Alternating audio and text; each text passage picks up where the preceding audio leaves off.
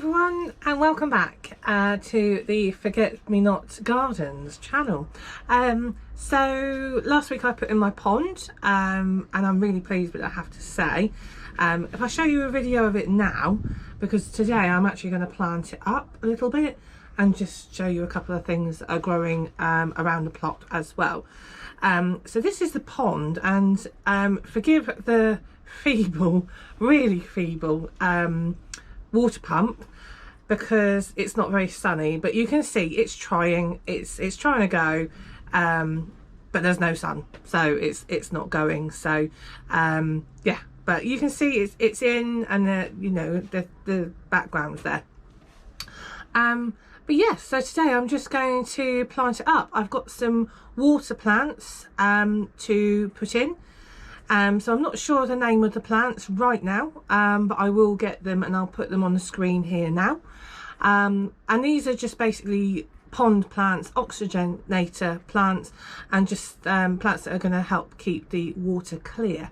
So yes, and then obviously, hopefully, attract the wildlife. That is the main plan, right? So fab. So that's the first job. The second job I'm going to do is just to cut some of the no dig area back and just have a look at it really, and just see whether it's changed my thoughts on no dig. Because if you look back at the start of my other videos back in sort of 9-10 months ago, I was debating whether I was going to do no dig on both the plots or not. So I trialed it in an area to see what it was like. So we'll have a look at that area now, and yeah, we'll have a look at that area today, see what it looks like. We'll compare it to an area that I've been weeding, and I'll give you my thoughts and whether I'm converted. So right, so first things first, let's do the pond.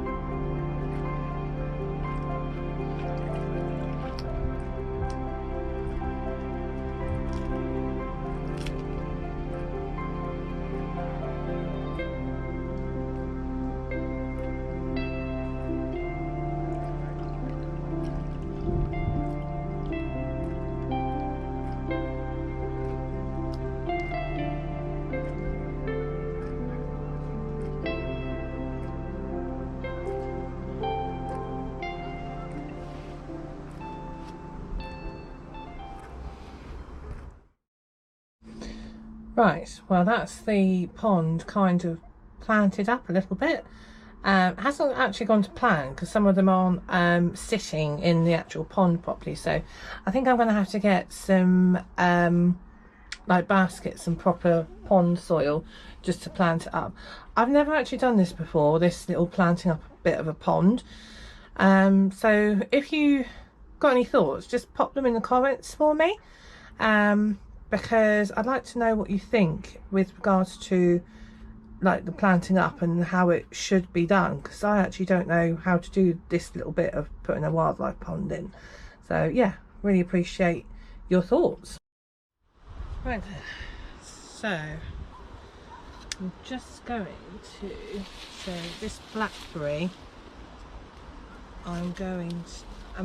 blackberries do grow in last year's growth. This has kind of gone a little bit crazy, so I'm just gonna cut it.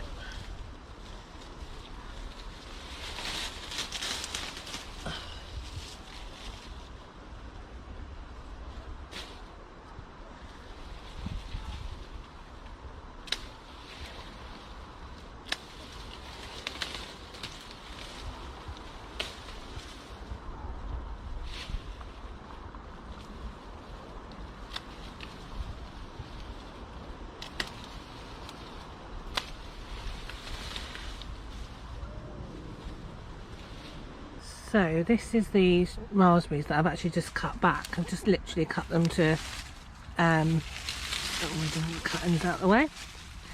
Cut them back to kind of in top here. So that's all you need to do. These are autumn fruiting raspberries, so you need to cut them back right down to the ground really. I could probably cut them a bit more, but I've just kind of cleared the area to show you. But autumn fruiting raspberries, you want to cut them kind of as much down to the ground as you can. Now here we have a blackberry.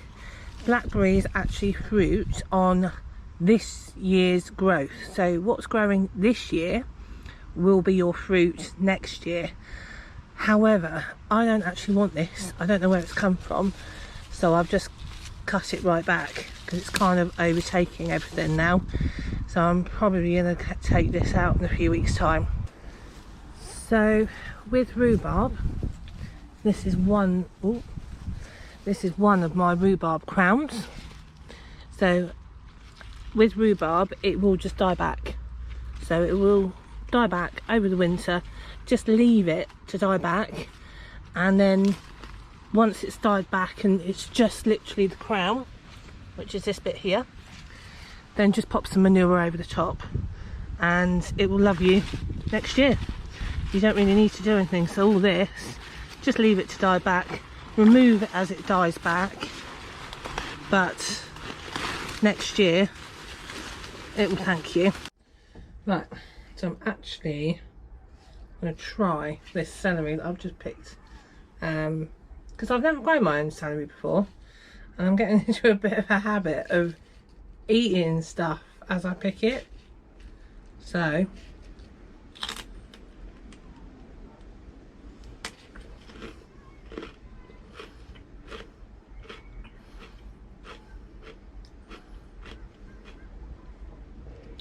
tastes like celery. That's a start. Got a bit of a twang to it.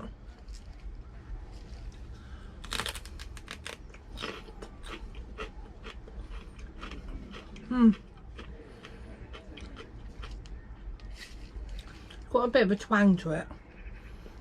Can't work it out. But it tastes like celery, so that's a start.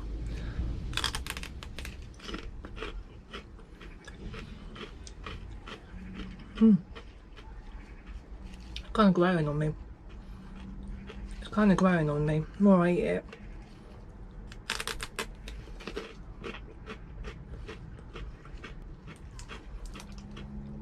Right, that's those little bits done. So I just want to give you a quick tour of the plots now. So if we come over here, this is the dwarf French beans that I planted. So I think you'll find that these are really nice beans. In one of my videos I ate it and it was lovely. So they are really nice beans. Coming over here, we've got the kale. So this kale was planted a couple of months ago now. So it's nearly ready, I guess. Probably in a few months' time I'll start picking some of this, seeing what it tastes like. Coming over here, we've got the broad beans. So these broad beans were planted a few weeks ago, so they've come on really well. And I've actually got, in this runner bean bed over here, I've actually got a rogue runner. I've actually got broad bean. So yeah, that's very strange. Don't know where he came from. Then coming over here, we have got the celery. This celery is really good actually. Really pleased with it. And then coming over here, we've got the leeks. So the leeks are doing really well as well. And if I show you now the leeks at the second plot, just to compare the two, and a few things growing there. So these are the leeks here, just to compare. So leeks are really starting to grow well now, and this lavender was really tiny and it's actually starting to really come out. Here we have got the celery at the second plot, just to compare to the first one. You can see the stems are not as thick. Look, they're just not as thick. I mean, these ones aren't too bad actually, these ones over here. But I think they just need a bit more water and feed next year. These are summer fruiting raspberries. So next year this is all going to bear fruit. So what you want to do is tie these canes in, because this is actually going to be fruit bearers for next year. So don't cut these back. You need to really know the difference between your summer fruiting and your autumn fruiting when it comes to raspberries, because they're pruned very differently. So what I'm going to do over the winter is just tie these in, and then basically so all the canes are attached to some kind of fencing or wire, so I know which are this year's canes and which are last year's canes. If you have a look at this, this is a last year cane because it was planted, and this is all the new growth. So I can actually cut this off and keep my new growth. I'm going to keep it because it's the first year. I'm just going to tie these new growth canes in so I know which I'm cutting off next year. And then this is the chard that I planted a few weeks ago, just coming on. So good to see a few things are still going. And then lastly, I planted some spring onions. So these are actually probably not far off being ready, I'm guessing now. There's two rows of these. So yeah. And then in the other greenhouse at the second plot, I have a grapevine planted. So this was £1. It was clearance plant, and yeah, it's done really well. So this is a grapevine which I'm going to trail up here and then along here. That is the plan. And then underneath, down here, I'm going to plant some other things into the ground here. So yeah, that's the plan. So as I said at the start of the video, I'm in two minds whether, or I was in two minds whether to go completely no dig, or whether I would look at doing partially no dig, some dig, depending on what I was growing. For example, potatoes, whether to dig them in to the ground and just have the rest of it no dig, whether to have my raised beds no dig, or whether to do some and some. It was really hit and miss. I wasn't really bought into the idea of no dig at all. I couldn't get the theory behind it at all. And I have to say, so looking at this area here, it really does seem a lot less weedy. So if I compare it to this area over here, now they've been weeded exactly the same, but this is far weedier than this one.